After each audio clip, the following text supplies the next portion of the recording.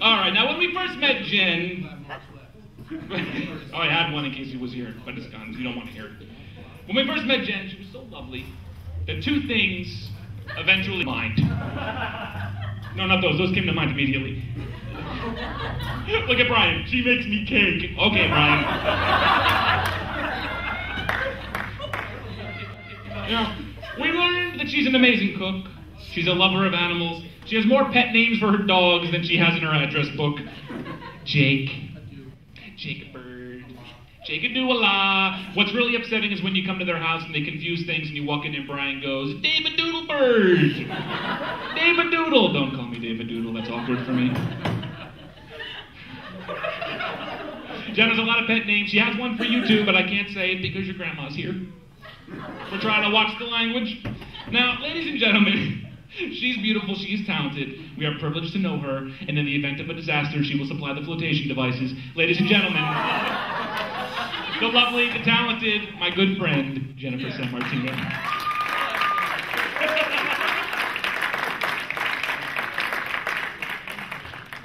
I have no idea what he's talking about. Do you? Hi. You guys having a good time? I'm so nervous. I'm not funny like the rest of these people, so please, bear with me. So if you're having a good time, this is probably the best time you've had with Russ in a long time. Nothing's been called gay for hours now, except for Russ. Seriously though, I am honored to be speaking here today among all these really talented people, you know, about our good friend Russ. They say you can tell a lot about a person, and if you look at his friends, well, in that case, Russ is the loudest, tallest, bustiest Mexican cop with the nicest ass anyone has ever seen. I think you can tell how much we all love Russ by the outpouring of insults tonight. Again, something we've all learned from the master himself, Russ. If I'm not greeted with a, hey, jerkface, or a, yo, dillweed, then I know I am in trouble. And for all of you who know Russ, you know he does not use the word dillweed. But Grandma's here, and I did not feel comfortable saying what he usually calls me. So, this motley crew got together last week to throw some ideas around for today, and I kept coming up with all these gay jokes. And then I wondered aloud, too much? Too mean? And then Andy promptly answered, heck no. David, he's gayer than Kim's ex-boyfriend. Young love. There's been a lot of talk about these Hollywood man crushes that Russ has. I have to be honest, I've never seen it. Not the Hollywood man crushes. Now, the Cranford, New Jersey man crushes, now that is an entirely different story. The second show I did with Russ and his hetero life mate Dave was Guys and Dolls at the Cranford Dramatic Club, which for a while was known as Russ's Playhouse. Anyway, that's where we all met our good friend Matt and Zara. Russ, Dave, Matt, and I became fast friends, and we would all plan to meet for dinner in Cranford before rehearsals. Russ would do all the planning. I know. Surprise, right? So he would call each of us that day with that evening's venue. Oddly enough, it never failed that Dave and I would end up at one restaurant, and Russ and Matt would have a romantic window table for two set aside at Calabria's.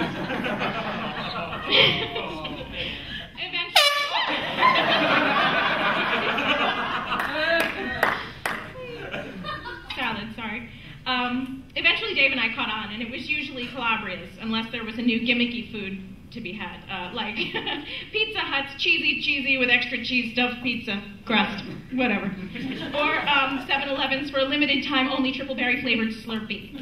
Then we would have to go to whoever had the newest for a limited time offer for dinner. Recently, Russ called me, in a tizzy, and said, Burger King has just announced the limited edition Indiana Jones Whopper. Then he said, I guess I'll have to go try that. I felt bad breaking it to him, but sorry, Russ, it doesn't actually taste like Harrison Ford.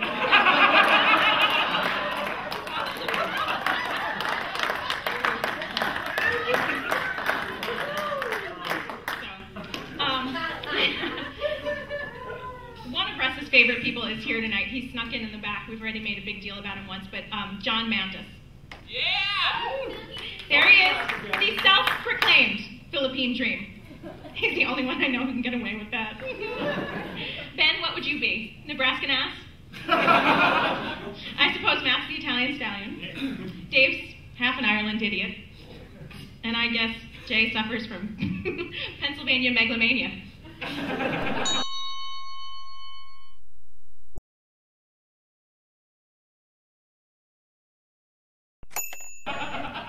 Russ? I want to say Screaming Queen, Jersey Devil, Kentucky Fried Chicken Smart, Bahama Drama. Oh, heck, let's just go with the usual. Pain in my ass. I have to tell you, auditioning for shows with Russ is quite a learning experience. Usually it's 1, 2, 3. Step 1, you prepare. Step 2, you audition. Step 3, you hear back from the director. Not with Russ. No, Russ subscribes to the 12-step program. Step 1, you hear about the audition a year before they are held because you IM all the directors to stay fresh in their minds. Step 2, you drop not-so-subtle hints to them over the phone about how you would like the show to be cast if it were up to you. Step 3, you call all your friends and book them 13 months from now. Step 4, you obsess over the role of your choice. Step 5, you prepare. Step 6, you audition. Step 7, you obsess over the audition. Step 8, you obsess over your audition. Step 9, you call everyone who auditioned. Step 10, you obsess over the audition. And step 11, after that first 15 minutes, you fall into a very dark place. And step 12, you hear back from the director and you get the show.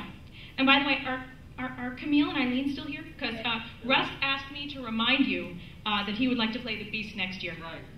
Okay? Yeah. Thanks, Cindy. Let's be honest. This guy can exaggerate. Most of the time, we don't know what's true and what's not. We live in a cloud of uncertainty.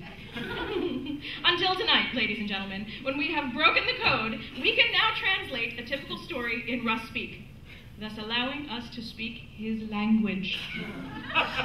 Translating for us this evening is Jason Victor. Jason? Okay. So I'm Russ. Hey, bitch! Good day to you, my friend. Okay. So I just got off the phone with Dave, right? And he did the most horrible thing everyone has ever done to anyone in the history of the world. I spoke to Dave today. Though we may disagree about a few things, he's swell. And then I call Matt, and it's all like, I can't come to your stupid video game party because I hate you, and I would never hang out with you, and I'm a cop and a pig. Oh, Matt can't make it. He's busy protecting citizens. I'm saddened by that, due to my man crush on him.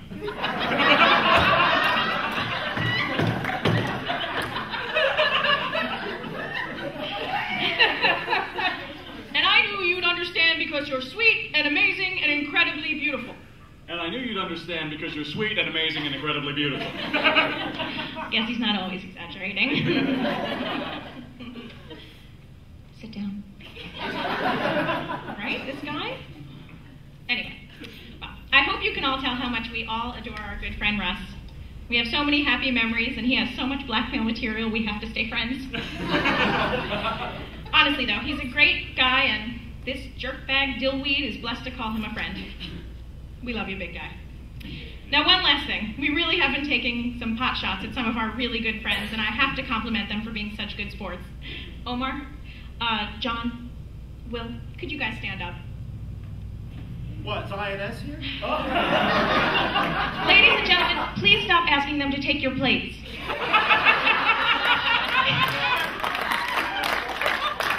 Don't forget to tip Will, though. Good night.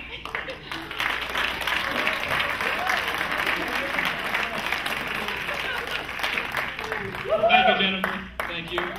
Now hurry along. Brian needs butter for his bread. She makes me cake. Yay! Awkward.